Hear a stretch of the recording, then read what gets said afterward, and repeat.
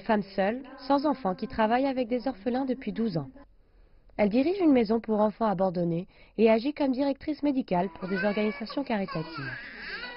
En 2016, Lily a créé l'association Petites Fleurs de Rosée en Chine.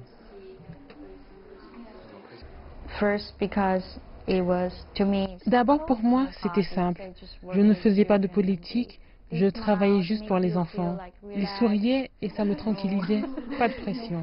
Et puis petit à petit, j'ai voulu apprendre davantage et faire davantage. Lily décrit sa vie comme pleine de sens et de défis parce qu'elle s'est occupée en 12 ans de 2247 enfants. Elle garde en mémoire ce garçon abandonné qui souffrait du syndrome du grêle-court, d'insuffisance cardiaque et d'autres problèmes. On one side is seem like impossible for him, just too many things going Ça on. semblait impossible pour lui. Il avait trop de problèmes. Mais il avait des yeux si clairs qui vous regardaient. Il semblait dire « Aidez-moi ». C'était irrésistible.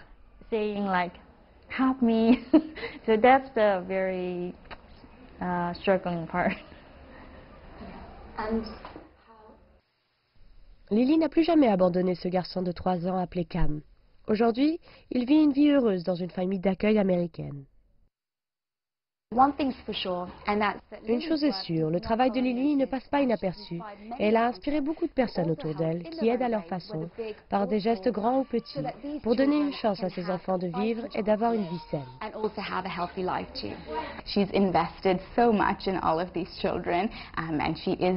Elle a investi tellement dans ses enfants et elle est devenue une figure maternelle pour eux.